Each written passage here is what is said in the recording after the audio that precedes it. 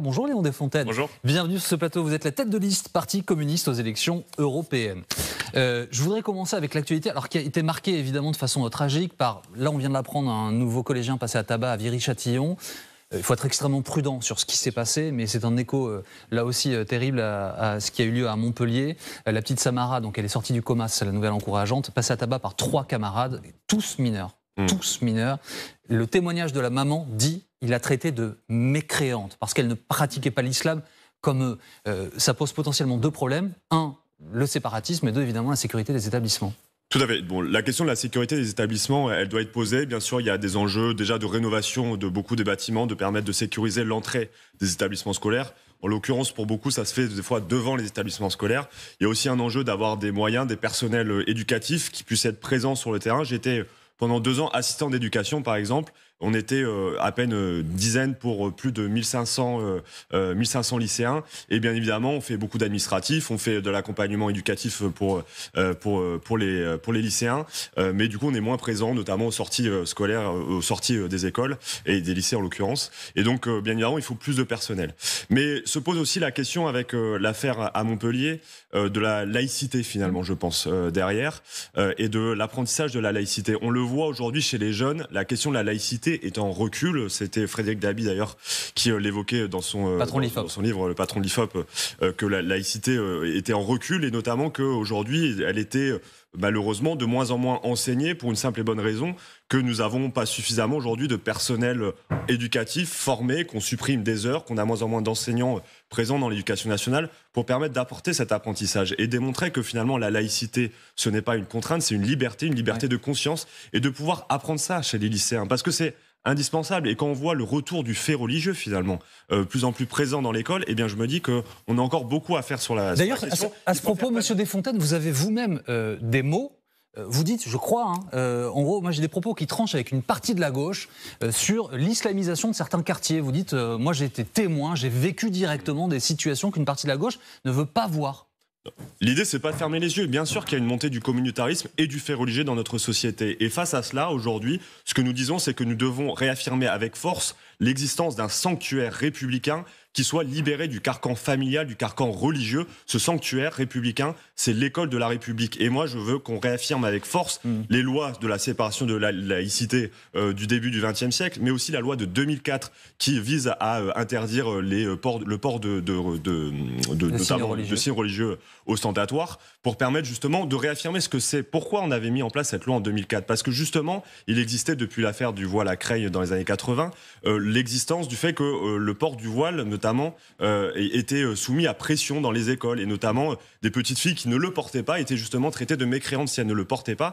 Et donc pour protéger ces jeunes filles, on avait mis en place cette loi de 2004. Il ne s'agit pas de dire qu'il faut que les filles s'habillent comme telle ou comme telle, mais justement de leur laisser la liberté. Mais pourquoi vous dites que vos propos tranchent avec une partie de la gauche ? Parce qu'il y a une partie de la gauche, pour dire les choses simplement, qui est clientéliste, qui refuse d'adresser ces sujets. Vous voyez, quand je parle de la loi de 2004, on a eu les débats en début d'année sur la question de l'abaya, par exemple. Et j'étais effaré de voir la position de certains députés, notamment de la France Insoumise, dire qu'il fallait revoir la loi de 2004 et que potentiellement, par exemple, le voile n'était pas une tenue islamique. Eh bien moi, je pense que c'est un problème. C'est soit nier le problème du fait qu'il y a en effet un retour du fait religieux, quel qu'il soit. Je parle de l'islam, mais il y a aussi dans la religion chrétienne et dans toutes les religions un retour très fort du fait religieux. Et de l'autre côté, sinon c'est en effet une forme de clientélisme. Ce qu'il faut face à cela surtout, parce qu'une fois qu'on dit ça, c'est réarmer l'école. Parce que de l'autre côté, moi j'entends Emmanuel Macron nous dire il faut faire preuve de grande fermeté et l'appliquer la laïcité. Le problème étant, c'est qu'en détricotant l'école, comme il le fait depuis maintenant quelques années, les annonces de coupes budgétaires de Bruno Le Maire, c'est un recul de l'école républicaine. La priorité, si on veut réaffirmer avec force la laïcité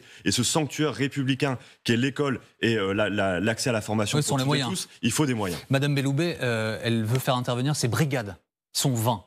Ils sont 20 pour le pays. Est-ce que ça fait sens ? Mais non, mais vous voyez bien, à chaque fois qu'on parle de redonner des moyens à l'école, on entend des beaux discours, on entend les ministres intervenir dans les écoles, on voit Emmanuel Macron qui va se rendre dans une école à Paris cet après-midi.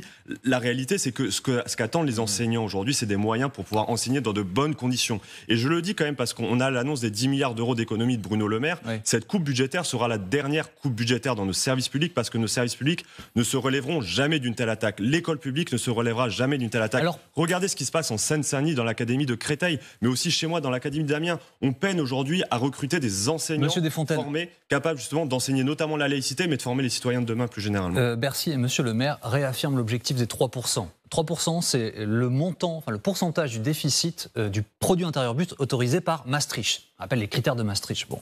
Et Monsieur le maire dit, nous y retournerons en 2027, nous y serons. Aujourd'hui, on était à 5,5 au lieu de 4,9 prévu initialement. On doit passer par 4,4 pour y aller. Bon.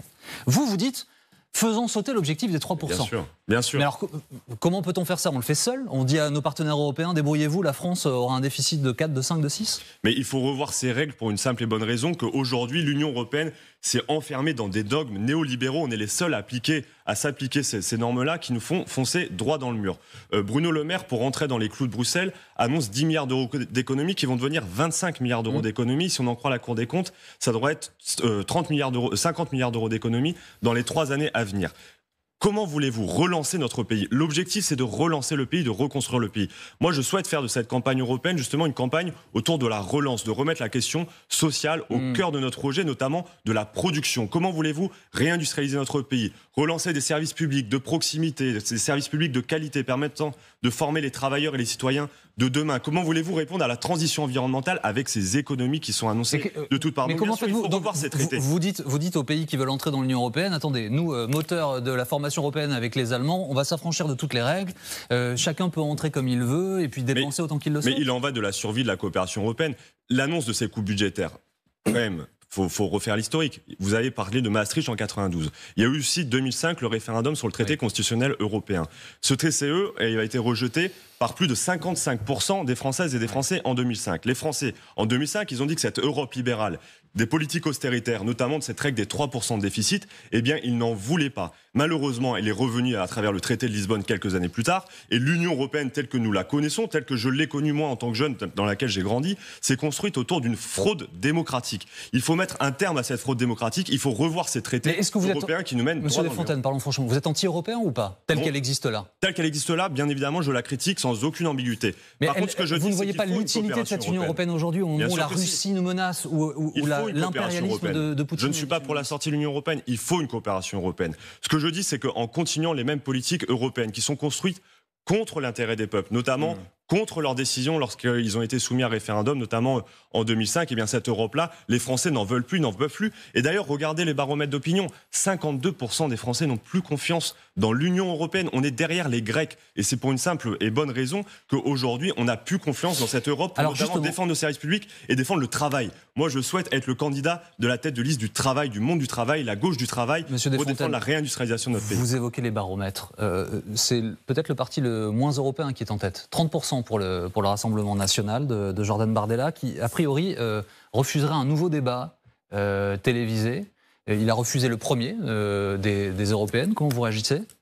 Bardella, visiblement, c'est le Bouteflika des élections européennes. Il est candidat, mais personne ne le connaît, personne ne le voit jamais. Il n'est pas présent aux institutions bruxelloises. Quand même, il est élu depuis 5 ans. Il est gracieusement bien payé par nos impôts d'ailleurs pour être député au Parlement européen. Il ne siège pas au Parlement européen, il ne siège pas notamment à Bruxelles et dans la commission dans laquelle il fait partie. Et aujourd'hui, visiblement, il n'a pas le courage de défendre ses idées, de porter ses idées, parce qu'il fuit l'ensemble des débats télévisés, celui de Public Sénat, celui de RFI la semaine prochaine. Moi, je dis sur LCI, et j'espère qu'il sera présent. Et moi, j'invite M. Bardella, s'il a un peu le courage de ses idées, s'il a un projet pour l'Europe, de venir le défendre auprès des Françaises et des Français, projet contre projet. Moi, ce que je vois pour l'instant, c'est qu'il a peur de confronter son projet. Un tout dernier mot au sujet des chiffres encore. Bon, les sondages, je vous donne 3 points, en gros, autour de 6, de 7 pour les écologistes, pour LFI, autour de 11, 12 pour Place Publique avec Raphaël Glucksmann. Bon, la politique ne sont pas des mathématiques, mais vous partez en ordre dispersé. Je parle de la gauche de manière générale.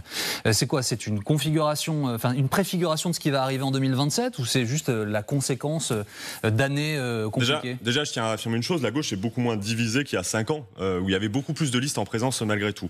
Et surtout, moi, ce que je dis, c'est que la gauche, elle s'est un peu perdue, elle a perdu du temps, elle s'est beaucoup divisée aussi sur les débats de société. Eh bien, moi, je souhaite, et je suis à la tête d'une liste, et la seule liste qui le porte, faire de la question sociale, de la question du travail et de la question de la production sa priorité. Le débat de cette campagne européenne, elle est déterminante avec une question fondamentale, c'est est-ce que nous voulons plus ou moins produire en France et en Europe? Je suis la seule la seule liste de gauche qui dit qu'il faut davantage produire, il faut réindustrialiser, engager des grands travaux utiles pour l'environnement. Et pour tout ça, il faut un mix énergétique nucléaire renouvelable pour fournir suffisamment d'électricité. C'est la question qui est posée à chacun des députés. Si on veut relancer notre pays, si on veut le reconstruire, alors il faut mener une politique de relance et notamment de relance industrielle, de souveraineté alimentaire et de répondre à l'enjeu des services publics. En 10 secondes, la NUPES est morte ?